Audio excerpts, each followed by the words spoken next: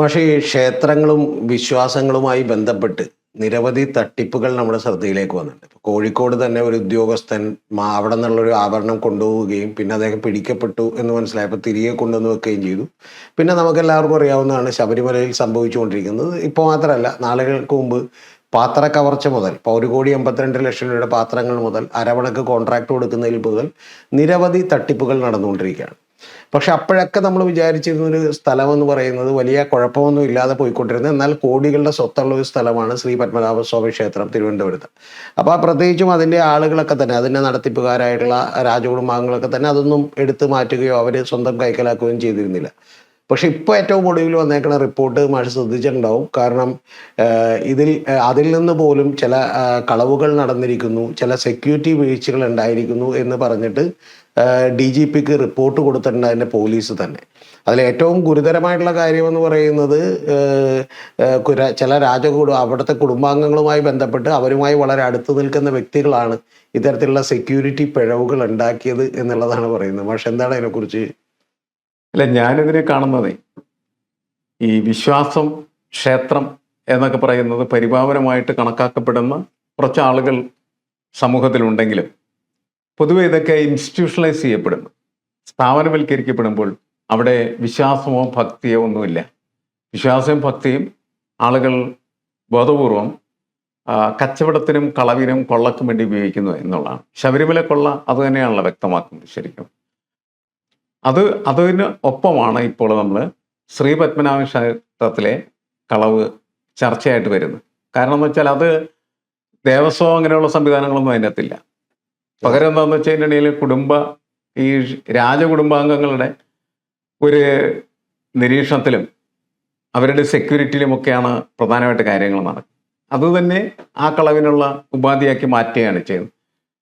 രാജകുടുംബാംഗങ്ങൾക്ക് അകത്തേക്കും പുറത്തേക്കും പോകുന്ന സമയത്ത് പരിശോധനകളില്ലാത്ത സെക്യൂരിറ്റി, പരിശോധനകളൊന്നുമില്ലാത്ത ഒരു സംവിധാനം നിലനിൽക്കുന്നുണ്ട്. അങ്ങനെ പല സാധനങ്ങളും അവിടെ നിന്ന് കൊണ്ടുപോകാനായിട്ടുള്ള സൗകര്യം ഉണ്ടാക്കി കൊടുക്കുന്നുണ്ട്. അവിടുത്തെ സെക്യൂരിറ്റി ജീവനക്കാർ അറിഞ്ഞു തന്നെ ചെയ്യുന്നതായിട്ടുള്ളൊരു കാര്യമായിട്ടാണ് അത് പറയുന്നത്. അവിടെ ഉണ്ടായിരുന്ന പല സാധനങ്ങളും ഇപ്പോൾ കാണാനില്ല എന്നാണ്. സ്വർണ്ണാഭരണങ്ങൾ പലതും അറ്റകുറ്റപ്പണിക്ക് എന്നൊക്കെ പറഞ്ഞ് പുറത്തു പോയിട്ട് പിന്നെ തിരിച്ചു വന്നിട്ടില്ല എന്നുള്ളതാണ്.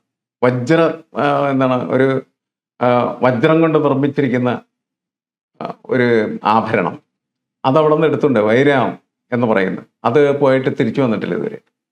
അതുപോലെ സ്വർണ്ണ വിളക്കുകളൊക്കെ എടുത്തുകൊണ്ട് പോയിട്ട് അതിന് വരും വെള്ളി വിളക്കുകളൊക്കെ വരും. എന്താണ് ഇതിൻ്റെ അകത്തുള്ളതെന്ന് ചോദിച്ചാൽ എല്ലായിടത്തുള്ള ആയിരുന്നു കളവാണ് നമ്മുടെ സമൂഹത്തിൻ്റെ, അല്ലെങ്കിൽ അഴിമതിയാണ് നമ്മുടെ സമൂഹത്തിൻ്റെ പൊതുവായിട്ടുള്ള കാഴ്ചപ്പാട്. എവിടെയൊക്കെ കക്കാനും അതുപോലെ അടിമപ്പെടുത്താൻ സൗകര്യമുണ്ടോ അതൊക്കെ നടത്തുന്നു, പാർട്ടികൾ നടത്തുന്നു. അതേപോലെ തന്നെ മതസംഘടനകൾ നടത്തുന്നു, സമുദായ സംഘടനകൾ നടത്തുന്നു. ഇവിടെ എന്താണെന്ന് വെച്ചാൽ ക്ഷേത്രവുമായി ബന്ധപ്പെട്ട് ക്ഷേത്ര ആരാധകർ എന്ന് പറയുന്ന ഭക്തന്മാർ നടത്തുന്നു. ഭക്തരാണെന്നല്ല നടത്തുന്നത്.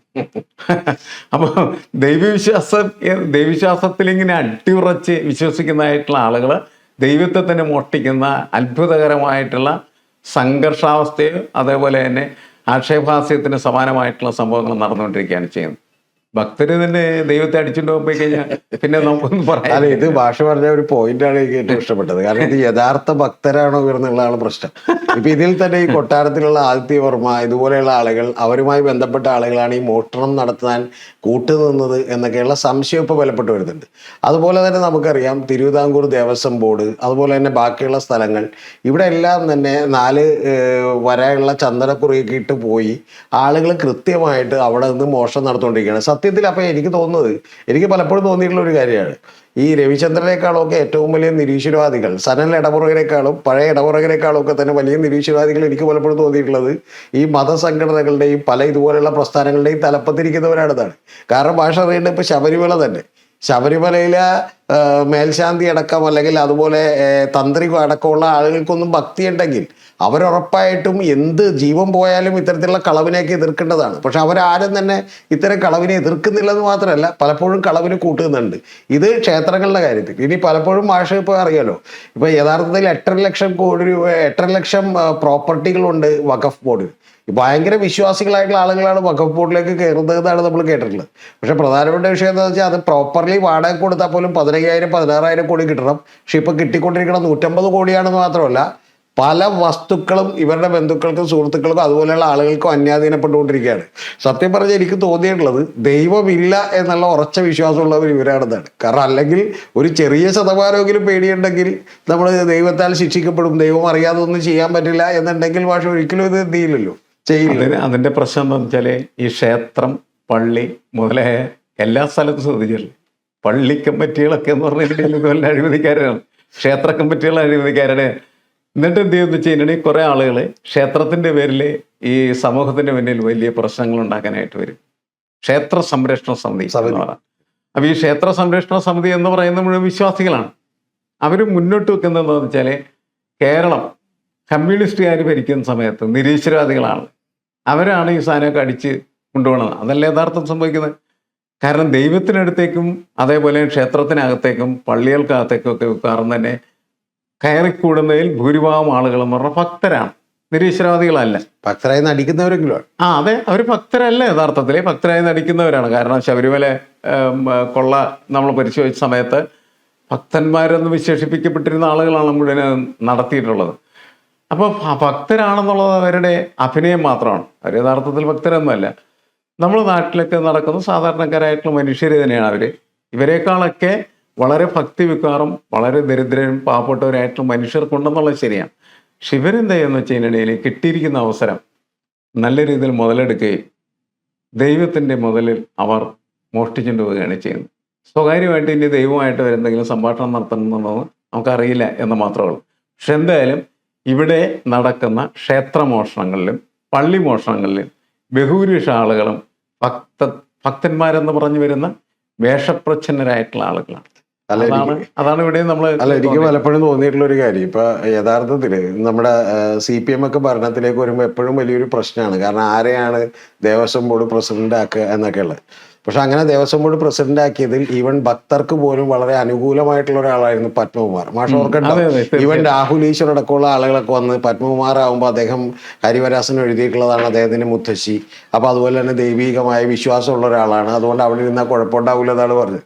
പക്ഷെ സത്യത്തിൽ ഏറ്റവും കൂടുതൽ സമയം ജയിലിൽ കിടന്ന 90 ദിവസത്തിനകം കുറ്റപത്രം സമർപ്പിക്കാത്തതുകൊണ്ട് മാത്രം പുറത്തേക്ക് വന്നിട്ടുള്ള ഒരാളാണ് ഈ പുള്ളി എന്ന് പറയുന്നത്. അതേപോലെ തന്നെ എനിക്ക് ചിരി തോന്നിയിട്ടുള്ളൊരു കാര്യം, ഈ ഗോവയിൽ മറ്റേ ഇലക്ഷൻ നിൽക്കാൻ വേണ്ടി പോകുമ്പോഴേക്കും എന്ന് പറഞ്ഞാൽ ഓരോ MLA-മാരോടും വന്ന് കോൺഗ്രസ് പറഞ്ഞൊരു കാര്യം എന്ന് പറഞ്ഞാൽ ക്രിസ്ത്യൻ ആണെങ്കിൽ പള്ളിയിൽ വെച്ച് അല്ലെങ്കിൽ ഹിന്ദു ആണെങ്കിൽ അമ്പലത്തിൽ വെച്ച് അല്ലെങ്കിൽ മോസ്കിൽ വെച്ചിട്ട് പ്രതിജ്ഞ ചെയ്യണമെന്നാണ്, പാർട്ടി മാറൂല എന്നുള്ളത് പ്രതിജ്ഞ ചെയ്യണമെന്നാണ്. പക്ഷേ ഇത് കഴിഞ്ഞിട്ട് അവർ പാർട്ടി മാറി, കാരണം അവർ BJP-യിലേക്ക് പോയി. ആ BJP-യിലേക്ക് പോയപ്പോൾ അവരോട് ചോദിച്ചു, ഇതെന്താണ് നിങ്ങളങ്ങനെ BJP-യിലേക്ക് പോകാൻ, നിങ്ങൾ ദൈവത്തിന് മുന്നിൽ സത്യം ചെയ്തതല്ലേ എന്നാണ് ചോദിച്ചത്. ദൈവത്തിന് മുന്നിൽ സത്യം ചെയ്യിപ്പിക്കാന്ന് പറഞ്ഞാൽ തന്നെ ഒരു കോൺഗ്രസിന്റെ ഗതികേടാണ്. പക്ഷെ അത് കഴിഞ്ഞതിന് ശേഷം BJP-യിലേക്ക് പോയപ്പോൾ അവിടെയുള്ള ഒരാൾ പറഞ്ഞൊരു കമന്റാണ് എനിക്ക് ഇഷ്ടപ്പെട്ടത്. അവിടുത്തെ ഇപ്പൊ വലിയ മന്ത്രിയാണ്, മുഖ്യമന്ത്രിയാണ്. അദ്ദേഹം പറഞ്ഞ കമന്റ് എന്താണെന്ന് വെച്ചാൽ, ഞാൻ ഇന്നലെ രാത്രി എന്ന് ദൈവത്തോട് ചോദിച്ചപ്പോൾ ദൈവം മാറിക്കോളാൻ പറഞ്ഞു. ഇത് അപ്പൊ ഇത്രയൊക്കെ ഉള്ളൂ യഥാർത്ഥത്തിലുള്ള ഈ പറഞ്ഞ ഭക്തിയുടെ പേരിലുള്ള അഭ്യാസമൊക്കെ. ഒന്ന് ആലോചിച്ച് നോക്കും. ഇദ്ദേഹം പറയുന്നു ഇന്നലെ ചെന്ന് ചോദിച്ചപ്പോൾ ദൈവം പറഞ്ഞു ഇത് പോയിക്കൊള്ളാൻ പറയുന്നത്. അതേസമയം മറ്റേ പത്മകുമാർ പറയുന്നു വിശ്വാസിയായിട്ടുള്ള പത്മകുമാറാണ്, പക്ഷെ അദ്ദേഹമാണ് യഥാർത്ഥത്തിൽ ചരിത്രത്തിൽ ആദ്യമായി, ഒന്ന് ആലോചിച്ച് നോക്കണം, ശബരിമലയുടെ പ്രസിഡന്റായിട്ട് എന്ത് ചെയ്തത്. അതേസമയം അത്രക്കൊന്നും ഭക്തിയില്ലെന്ന് നമ്മൾ വിചാരിക്കുന്ന പ്രശാന്ത് ജയിലിൽ പോയിട്ടില്ല. അപ്പൊ അതുകൊണ്ട് ഈ ഭക്തി എന്ന് പറയുന്നത് തന്നെ ഒരു പ്രകടനവും യഥാർത്ഥത്തിൽ ഇവർക്ക് ദൈവത്തെക്കാൾ വലിയ ആക്രാന്തവുമാണ് സത്യത്തിൽ ഉള്ളത് എന്നുള്ളതാണ് എനിക്കിപ്പോൾ ഏറ്റവും ഒടുവിലത്തെ കാര്യത്തിൽ പോലും ഭാഷ തോന്നുന്നത്. അല്ല, ശ്രീപത്മനാഭ ക്ഷേത്രത്തിന്റെ പ്രത്യേകത എന്താണെന്ന് വെച്ചാൽ അത് വിശ്വാസികൾ വളരെ പരിപാവനമായിട്ട് കണക്കാക്കുന്ന ഒരു ക്ഷേത്രമാണ്. അവിടെ പോവുകയും അത് ഇടപെടുകയും കേന്ദ്രത്തിന്റെ മന്ത്രിമാർ വന്നപ്പോൾ അവരൊക്കെ പോകുന്ന സമയത്തുണ്ടാകുന്ന അതിൻ്റെ ഒരു വാർത്താമൂല്യം എന്ന് പറയുന്നത് വളരെ വലുതാണ് ഇതിൻ്റെ അടിസ്ഥാനത്തിൽ. മാത്രമല്ല ഇപ്പോഴും നമ്മളുടെ ജനാധിപത്യ സംവിധാനത്തിലേക്ക് ഭരണം മാറിയെങ്കിലും ആളുകളുടെ ഒരു ഹാങ് ഓവർ എന്ന് പറയുന്നതിനിടയിൽ രാജകീയമായിട്ടുള്ള പ്രൗഢികളിലും രാജസിംഹാസനങ്ങൾ, രാജകീയമായിട്ടുള്ള കുടുംബങ്ങൾ, ഇതിലൊക്കെ ഇപ്പോഴും ഭയങ്കരമായിട്ടുള്ള അഭിമാന രമങ്ങളാണ് ശരിക്കും ഇവരെ നടത്തിക്കൊണ്ടിരിക്കുന്നത്. ശരിക്കും എന്നുവെച്ചാൽ ഒരു രാജകുടുംബം എന്ന് പറഞ്ഞാൽ ഇപ്പോഴും വലിയ ഒരു സംഭവമായിട്ട് ഇന്നത്തെ ആളുകൾ കൊണ്ടു നടക്കുന്നുണ്ട്. ആ രാജകുടുംബത്തിൻ്റെ കീഴിലാണ്, അതിൻ്റെ മേൽനോട്ടത്തിലാണ് ഈ ശ്രീപത്മനാഭ ക്ഷേത്രത്തിൻ്റെ എല്ലാ പ്രവർത്തനങ്ങളും നടക്കുന്നത്. അത് തന്നെ ഉപയോഗിച്ചിട്ടാണ് അതിലെ ബന്ധുക്കൾ, മിത്രങ്ങൾ, അവരുമായിട്ട് അടുപ്പമുള്ള ആളുകൾ അവർ ഇതിനകത്തേക്ക് സെക്യൂരിറ്റി ചെക്കില്ലാതെ കടന്നു പോവുകയും തിരിച്ചു പോവുകയും ചെയ്യുന്നു. അവർ പല സാധനം എടുത്തുകൊണ്ട് പോകുന്നുണ്ട്. മാഷ് പറഞ്ഞൊരു വലിയ ടോപ്പിക്കാണ്, ഞാനിപ്പോൾ അതിലേക്ക് പോകുന്നില്ല. പക്ഷേ മാഷ് പറഞ്ഞ കാര്യം കറക്റ്റാണ്. കാരണം നമുക്കിപ്പോഴും മാനസികമായി രാജകുടുംബാംഗങ്ങൾ അല്ലെങ്കിൽ രാജകീയമായ എന്നൊക്കെ പറയുന്നതിനോട് വലിയ അടിമത്തമുണ്ട്. അതാണ് കാരണം എന്ന് വെച്ചാൽ അവരൊക്കെ ഒന്നും തെറ്റിയില്ല, ഇനി അവരൊക്കെ തെറ്റ് ചെയ്താലും കുഴപ്പമില്ല. അതേസമയം നമ്മളിപ്പോൾ അട്ടപ്പാടിയിൽ മധു മറ്റേ ബ്രെഡോ അരിയോ ഒക്കെ മോഷ്ടിച്ചിട്ടുണ്ടെങ്കിൽ നമ്മൾ തല്ലിക്കൊല്ലും. കാരണം അവരെ കണ്ടാൽ തന്നെ എന്ത് ചെയ്യും, അവർ തെറ്റ് ചെയ്തേക്കാമെന്ന് പറയുന്ന അടിമത്വമൊക്കെ എന്ന് അവസാനിക്കുമെന്ന് അറിയില്ല. സത്യത്തിൽ പറഞ്ഞാൽ അത് കൂടിക്കൊണ്ടിരിക്കുകയാണ്. ഇപ്പം ഈ IPL ക്രിക്കറ്റൊക്കെ വരുമ്പോൾ തന്നെ എല്ലാത്തിനും റോയലാണ്. റോയൽ അല്ലാത്തൊരു പരിപാടിയില്ല, രാജകീയമല്ലാത്തൊരു കാര്യമില്ല.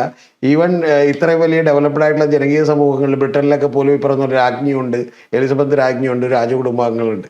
അപ്പോൾ ഇതൊക്കെ അവസാനിച്ച് വളരെ സമത്വസുന്ദരമായിട്ടുള്ളൊരു കാലം വരുമെന്ന് തൽക്കാലം നമുക്ക് പ്രതീക്ഷിക്കാം. അങ്ങനെ പ്രതീക്ഷിക്കുന്നത് വരെ ഈ കളവുകളൊക്കെ മിക്കവാറും അല്ല, കളവ് എന്ന് പറയുന്നത് മനുഷ്യ സഹജമായ ഒരു ഏർപ്പാടാക്കി നമ്മൾ മാറ്റിയെടുത്തിട്ടുണ്ട്.